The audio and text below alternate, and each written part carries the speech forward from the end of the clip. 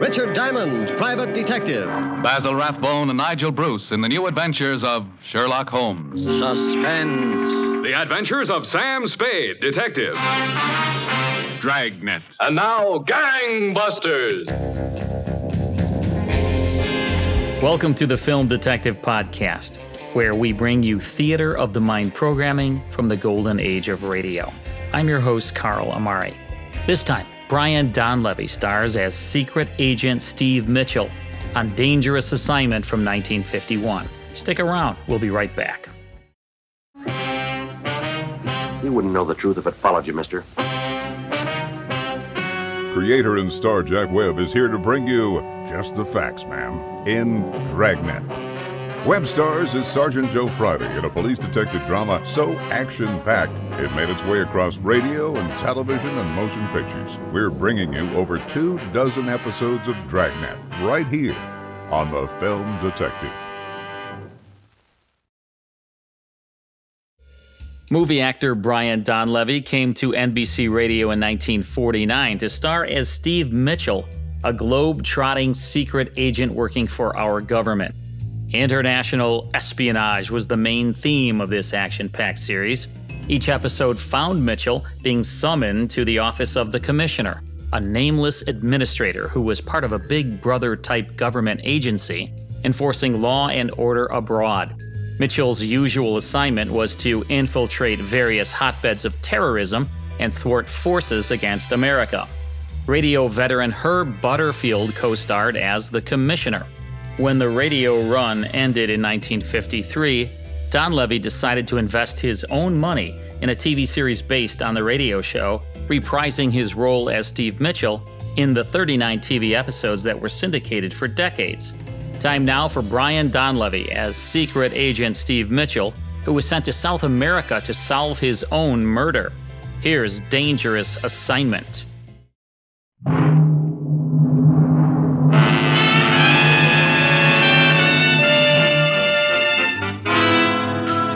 Dangerous Assignment, starring Brian Donlevy as Steve Mitchell.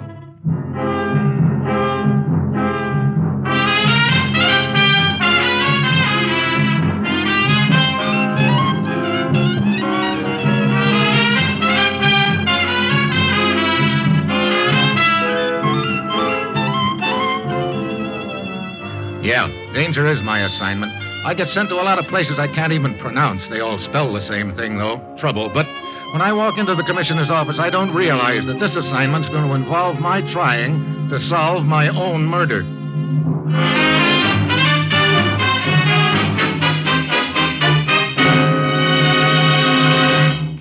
Morning, Commissioner. Ruth said you had an assignment for me. You know, you're looking pretty good after all. Thanks. This morning. You look dandy, too. Any reason why I shouldn't look all right? Well, according to all the known laws of medical science, right now you should be looking bad. Yeah, why? Last night you dropped dead. Oh, well, if that's all of... Huh? I dropped dead. That's what I said. Well, it was certainly the most painless death I ever had anyway. Now, look, Commissioner, I don't know what this is all about, but it's a little early in the morning for jokes, wouldn't you think? This is no joke. Ever hear of Roquel? No, it sounds like something for a sour stomach. Roquel is the name of the town in South America where you were murdered last night. Murdered? Here we go again. Now, wait a minute. Steve, a man was shot to death in an alley there last night. He was carrying a complete set of credentials which identified him as Steve Mitchell, U.S. government agent. I see. Any idea who this guy really was or why he was posing? None at all. But he was undoubtedly involved in something big, something which required him to pass himself off as a U.S. agent. Oh, and you want to know what that something is, huh? I certainly do, because I have a strong hunch that whatever it is, there's an aroma connected with it that's not very sweet. Any contacts down there who can help me? When you arrive in Roquel, I suggest you talk to an American correspondent named Kavanaugh. He seems to know as much about the incident as anyone right now. Steve, get down there, talk to Kavanaugh, and then get to the bottom of this whole deal. Well, that's it. You've got your assignment. Good luck.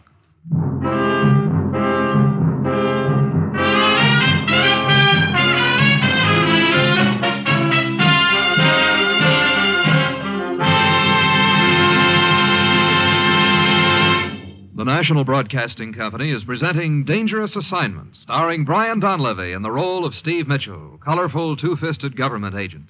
All those places of the world where danger and intrigue walk hand in hand, there you'll find Steve Mitchell on another dangerous assignment.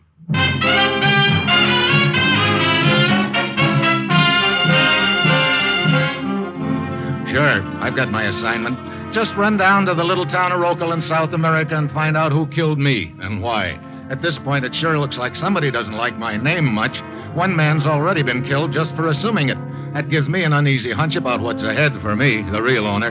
It's Wednesday when the plane lands at Rocal, and I find the American correspondent Kavanaugh in the nearest bar. Well, now I've seen everything, Mitchell. A corpse comes wandering around to find out who killed him. Yeah. And what I'm wondering right now is why I ever picked this flea-bitten town to get myself knocked off in. You really must have been hard up for a spot, believe me. Hey, look, Kavanaugh.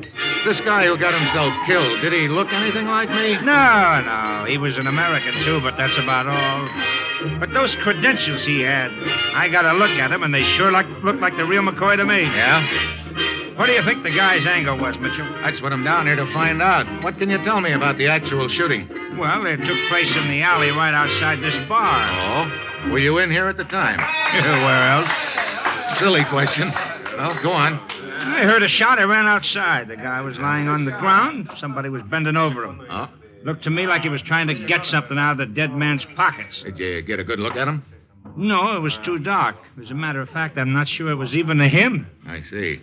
This guy's body at the morgue? Yeah. Come on, I'll take you over there.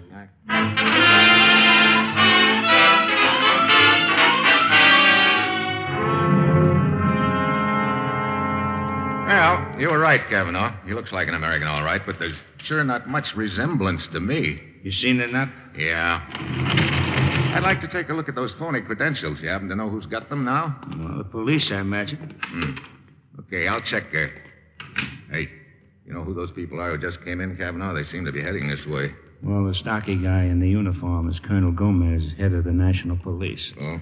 But I've never seen the other guy or the dame before. But I'm certain, Colonel, that he was not involved in anything criminal. That is for us to determine, Senora. Hello, Colonel. Oh, Senor Kavanaugh, the American journalist. Colonel, I've got someone here I know you'll be interested in meeting. The real Steve Mitchell. So? Glad to know you, Colonel Gomez. And are you, Senor? I am indeed happy you have been sent down here to help us clear up this mystery. Well, looks like I didn't go over so well with the little lady here. She has indeed good cause for alarm at being confronted by you, Senor Mitchell. How so? Because this is your wife. Is my... Well, I seem to have pretty good taste. By which I mean to say that this woman is Senora Maria Mitchell, wife of the man who was posing as yourself. And this is her brother, Senor Miguel Escobar. Escobar? Senor? Senora, how long was your husband using my name? But I did not know he was using anyone's name, Senor. I thought it was his own. He was using it when I first met him. Oh? How long ago was that? A little over a month. Only a month? And yet you were married to him? Senor, if you are casting reflections upon my sister, you will answer Cool to me. down, Escobar. I'm not casting reflections on anyone. I'm just trying to find out a few facts. You will answer, Senor Mitchell, Senora Mitchell. Senora... Well, answer him. See, it was true. I had not known him long. And I met him in a cantina, a bar. Everything was against us. And yet I loved him. And now he's dead.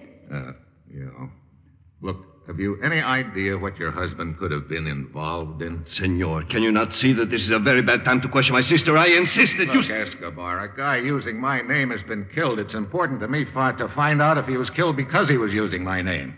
If so, whoever did it will be trying to do likewise to me. So suppose you just button up your... I am merely trying to protect my sister. I wonder. What do you mean by that? Senor Escobar, you will hold your tongue. Senor Mitchell has every right to ask any questions he desires. Thanks, Colonel, but I guess that'll be all for now. I would like to look at the dead man's effects, however. But of course, if you will come with me into the next room... I'll be out here when you're through, Mitchell. Okay, Kavanaugh. The effects are on the table. Yeah. Well, not much here to give us a lead. Cigarettes, matches, money, key. Yeah, wonder what the key's for. The dead man's apartment. I searched it personally, but could find nothing that might throw any light on this matter. I see. Mind if I take the key? But of course not. It is possible you may find something that I may have missed. Colonel Gomez, what do you think this is all about? I wish I knew, Mitchell. It's all very perplexing. Yeah. Anything cooking in this country in the way of intrigue or anything like that? Not that I know of. and I am certain I would know if there were. You see, Mitchell, as head of the National Police, I am actually second in command to El Presidente. I see. Okay, Colonel. I'm going over to the dead man's apartment. I'll see you later.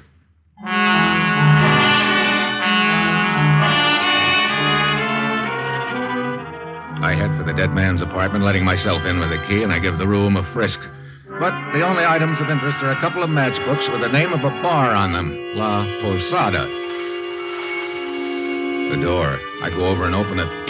Standing in the hall is a small, middle-aged, nervous-looking gent. Are you Senor Mitchell? Okay, so how do I answer that one? Does he mean am I the phony Mitchell or the real Mitchell?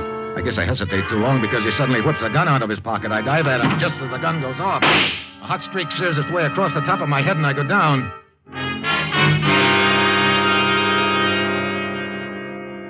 I come out of it a few minutes later, complete with a red-hot crease on the top of my head. The little trigger man, of course, is gone. I go outside and start down the main street. Then I spot a sign over a door, La Posada, the same bar on the match folders in the dead man's apartment. I go inside.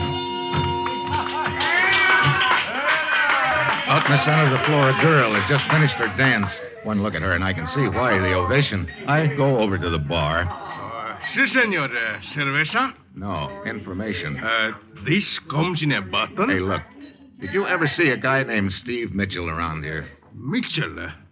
Mitchell? Mitchell? You don't have to memorize it. Just tell me if you've ever seen him in here before. Mitchell? You remember him? I don't think so. Thanks a lot. But I asked George. Maybe George remembers. Who's he? Who is he? Who's he? Hey, brother. My routines are hilarious. I could make a fortune down here, huh? Now, look, Giggles. What's so funny? George! George, come here a minute. The senor wants to talk to you. Thank you, bartender. Hey, wait a minute. Hello. You're the dancer. See? Don't tell me your name is George. Okay, George. Don't tell him. Okay, Card. How did you ever get a handle like that? Senor. I mean, a name like that. The Teresa. One of them start calling me George, so now everybody call me George.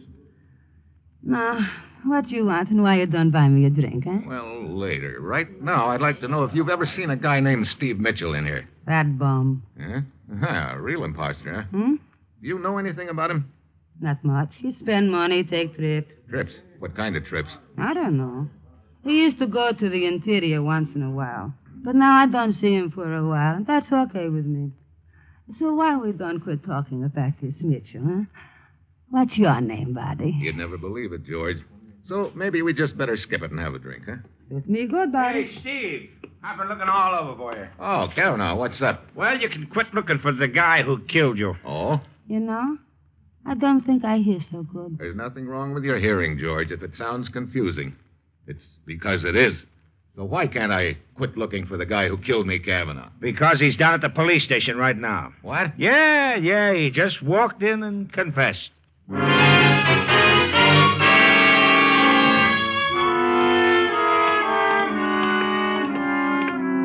Colonel Gomez has him in that room down the hall, Mitchell. Okay. Now, if we can just find out from him why he killed this guy who was posing as me. Well, here we are. That's him. The little guy sitting there. Hey! Senor Mitchell, you're still alive. It sure isn't your fault I am, Buster. Hey, what's this all about? Si, Senor Mitchell. Perhaps you will be good enough to explain. It's very simple, Colonel Gomez.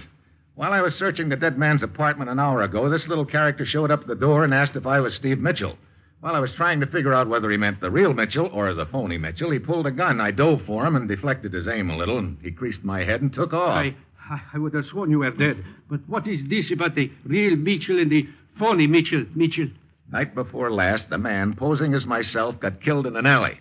When Kavanaugh told me you'd walked in here and confessed, I figured you were the one who killed him. But I did not even know of the existence of this other man. When I confessed a few minutes ago, it was because I thought I'd killed you at that apartment. You know, somebody better start explaining this to me. It's getting to sound more like a Chinese puzzle by the second. Si, and it is also quite embarrassing, Senor Mitchell. How so, Colonel? This little character, as you call him, this man who shot at you, is Senor Morilla, a respected member of our National Assembly and a loyal supporter of our government.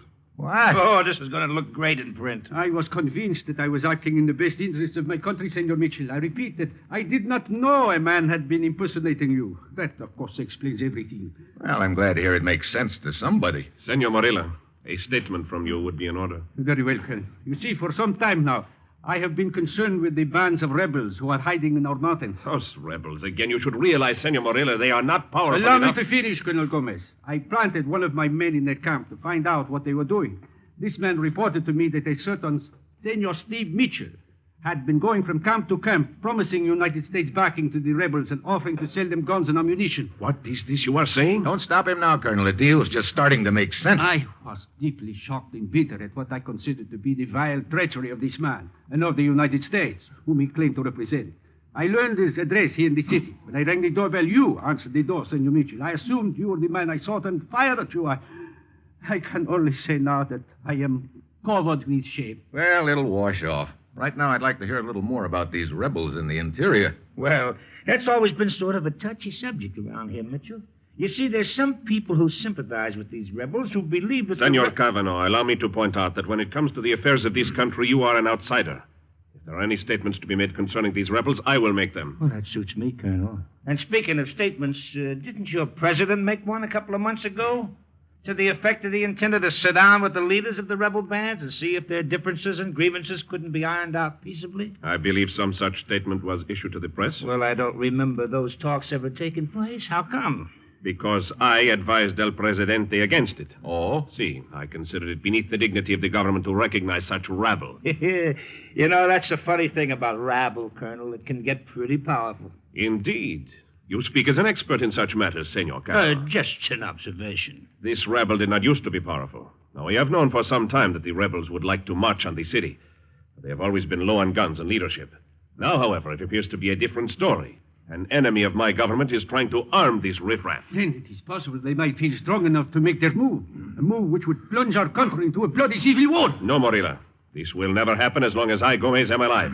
You must remember that I control the militia. I will search out these rebels in the hills and smash them now, all of them, before they can organize. There's one big thing wrong with that idea, Colonel.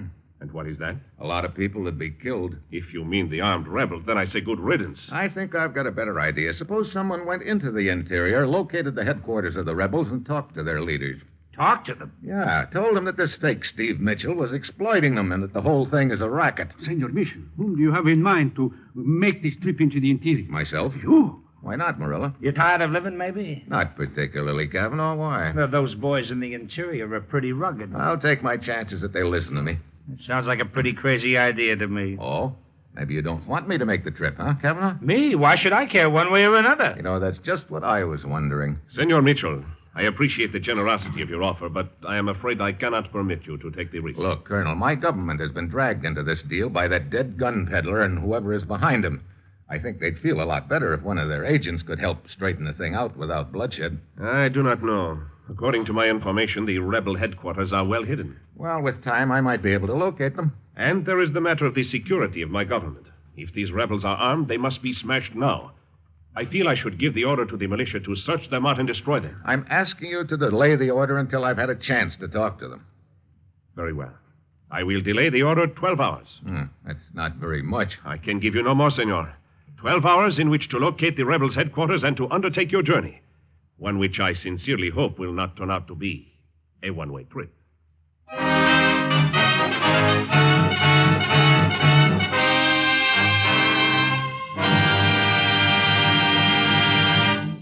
Three chimes mean good times on NBC.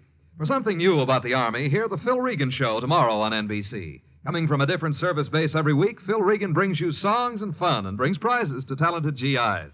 It's an exciting newcomer in your Sunday chime lineup on NBC. Also, Sunday means Cary Grant and Betsy Drake as Mr. and Mrs. Blanding.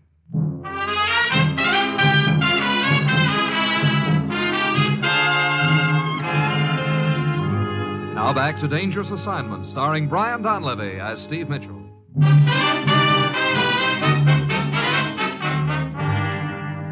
Now I've got just 12 hours to prevent a civil war from breaking out. That means I've got to locate the rebel headquarters in a hurry. Then I remember George, the dancing girl. Maybe she can give me a lead. I hurry back to the bar where she works. Look, buddy, don't waste my time no more. The last time you were in here, you were going to buy me a drink. So what happened? All of a sudden, poof, you gone. Yeah, I got called away in a hurry. Now, look, George, I need a little information about this guy, Steve Mitchell, who used to come in here. I tell you, I don't want to talk about that bum. You say he made frequent trips into the interior. Do you happen to know where? No. He wanted to take me a couple of times, but never I would go. Well, that's not much help. Do you happen to know how he made the trips? I mean, did he fly, take a boat, what? What? Huh? He drove an automobile. I see. Well, that's still not much to go on. All the time a different color. What's that? One time he come by to ask me to go with him. He's driving a blue car. Yeah? Next time, a black car. And once he's driving a green car. I almost went with him then. I like green. Sounds like he rented the cars for the trips. Okay, George, thanks. Hey, wait a minute, buddy. What's the matter? So don't tell me now you're going to poof off you go again without buying me a drink. I don't think this is much of a friendship. Here. You think this will make up for the poof? Oh, senor. By this, you got an extra poof coming. Like I told you, I like green.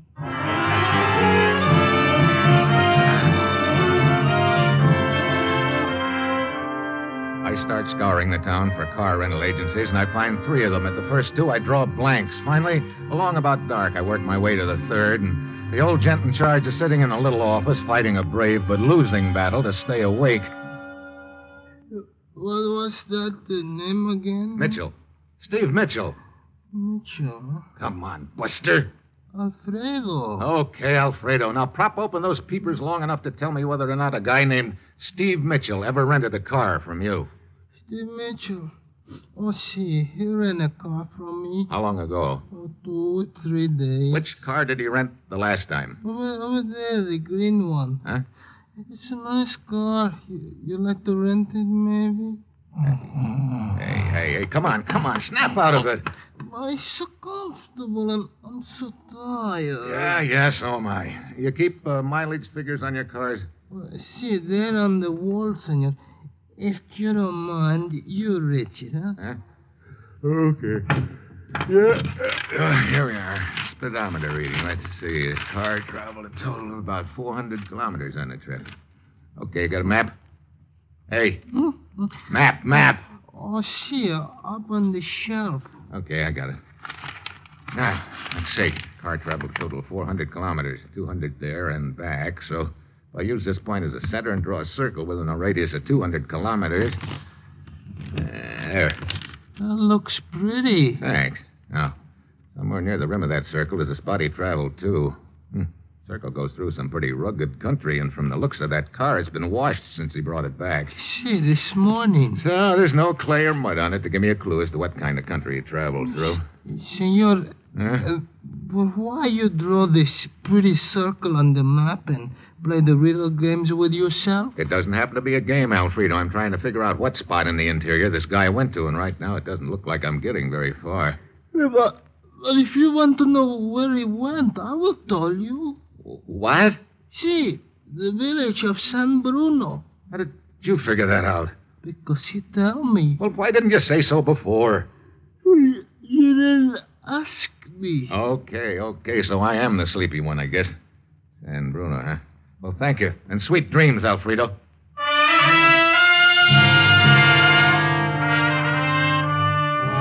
I get a block down the street, and then I realize I've forgotten to ask Alfredo if that guy ever took anyone with him to San Bruno. I go back. Alfredo Stilson's sitting in the same spot, his head on his arms. Didn't take him long to get back to sleep. I shake him, but he doesn't come out of it. I lift up his head, and then I see why. How can you wake up when your throat has been cut?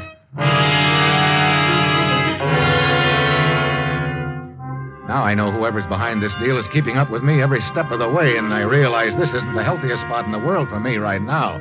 I get out of there fast. The streets are dark and deserted, and I take Avenida Ruiz, one of the streets that leads to my hotel. And then, as I'm walking along, I hear some steps behind me. I stop. They stop, too. I start walking again. So does the other guy. I stop again. This time the other guy keeps coming. Suddenly I see a glint of metal in the shadows, and I hit the ground. slug bounces off the wall behind me. Before I can get a look at the trigger man, he ducks into the alley. I scramble to my feet to take off after him, but when I get into the alley, there's no one in sight. I pound through the alley to the next block, and then I spot a guy running across the square. He passes under a streetlight, and I get a look at his face. It's a newspaper correspondent, Kavanaugh.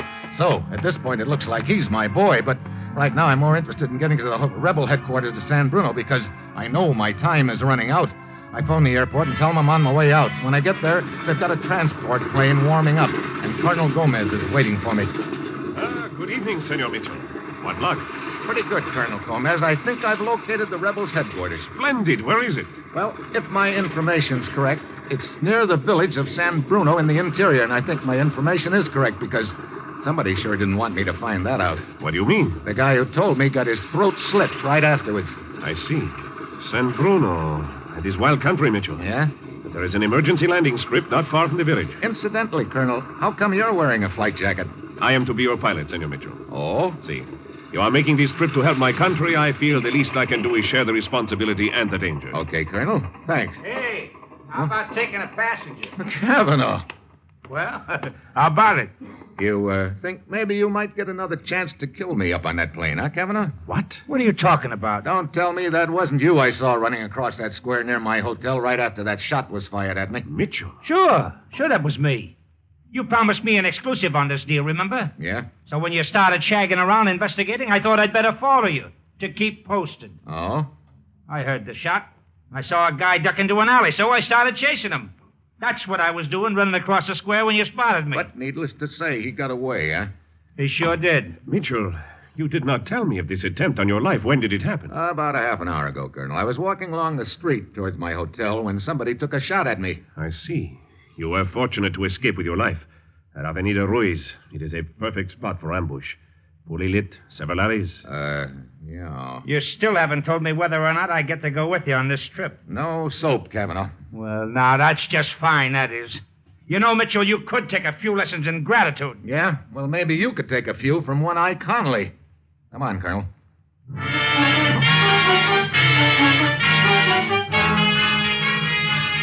The Colonel and I head for the control tower to check the weather. 10 minutes later, we take off. The Colonel heads the transport in the direction of San Bruno, and pretty soon we're flying over some dense jungle. Senor Mitchell, I did not understand your remark to Senor Kavanaugh before we took off.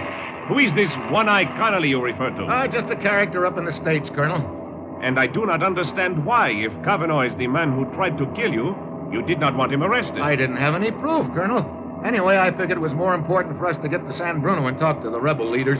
You are still convinced you can prevent a civil war, Mitchell? I'm still convinced it's worth a try, Colonel. How much longer until we get there? As a matter of fact, Mitchell, you might say we are there right now. What? I don't see anything but jungle down there. I mean, how much longer to the end of the trip? And I repeat, you have already reached the end of your trip. Hey, now look, Well, that gun says you mean just what you say, too. Indeed it does. So you're my boy, Colonel Gomez. At this point, it would appear that you are my boy, Mitchell. And you're the one who was backing the sale of guns to the rebels, huh? Why? That does not concern you now, Mitchell. You're second in command of your government. You wouldn't by any chance be bucking for number one spot, would you? I would indeed, Mitchell. Sure. You hire a guy to sell guns to the rebels and promise them U.S. support. That gets them steamed up to fight. Then you go in with more troops and better weapons and wipe them out. All of a sudden, you're a national hero. Up comes an election, and it's Gomez for president. You trace my future career with great accuracy. Well, so what happens to me now, Gomez? It is quite simple. First, I shoot you. Handy. Then I push your body out of the plane. Then I fly back and announce that the rebels have killed you. And, of course, you'll use that as an excuse to move in with your troops. Exactly. Well, I'm sorry to disappoint you, Colonel, but that's not exactly the way it's going to work out. Indeed, and why not, may I ask? We're going to fly back to the capital, explain the whole thing. You're going to stand trial for murder, and 5 will get you 10. Your president will sit down and talk to the rebels and straighten everything out peacefully. You think I'm kidding? I enjoy your sense of humor. A man who is powerless, yet you can make jokes. The joke's on you, Colonel. You see, a transport's a pretty good-sized plane. What do you mean? Just that we're not alone. What? If you don't believe me, look behind you. Oh, no, my friend. That is the oldest trick in the world. I will not fall for it. He ain't kidding, Colonel. Wait, Kavanaugh! Thanks for turning your head, Gomez. Go! That, my friend, is what I would call a first-class clip. Now, then, there's just one thing I want to know. What? Can you fly this tub? Look, Ma, I'm doing it, ain't I? I wasn't sure whether or not you got the message back at the airfield, Kavanaugh. Well, when you mentioned One-Eyed Conley, the world's greatest gatecrasher, I figured you wanted me to copy his act. So I crawled aboard while you two were in the control tower. But what made you suspect the colonel? When I told him about the attempt on my life, he said the Avenida Ruiz was a dangerous street. Remember? But I hadn't told him where it had happened. I see. Well, I'll bet he'll be kicking himself for being such an eager beaver. He won't be worrying about that very long. Why, what do you mean? I've got a strong hunch that eager beaver is due to turn into a dead duck.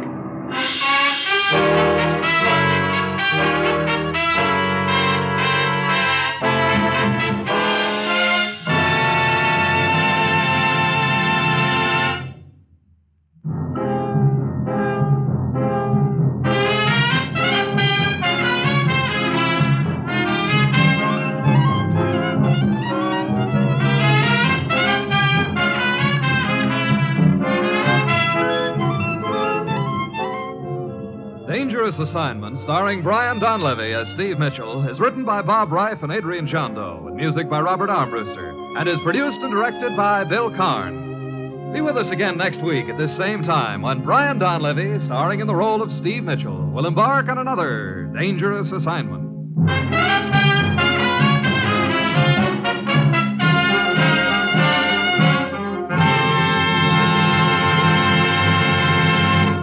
Three chimes mean good times on NBC. Tomorrow, there's another gala broadcast of The Big Show as hostess Tallulah Bankhead welcomes Jimmy Durante, Evelyn Knight, Bob Burns, and many more. Also on Sunday, Theater Guild brings you the delightful story, The Hasty Heart, starring John Lund, Jane Wyatt, and Richard Green. Now, it's The Man Called X on NBC.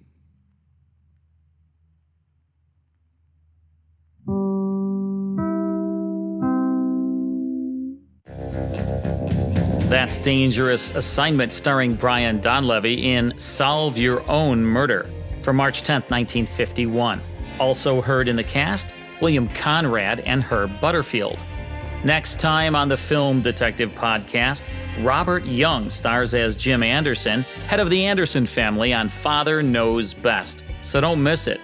To learn more about this series, visit thefilmdetective.com. See you next time.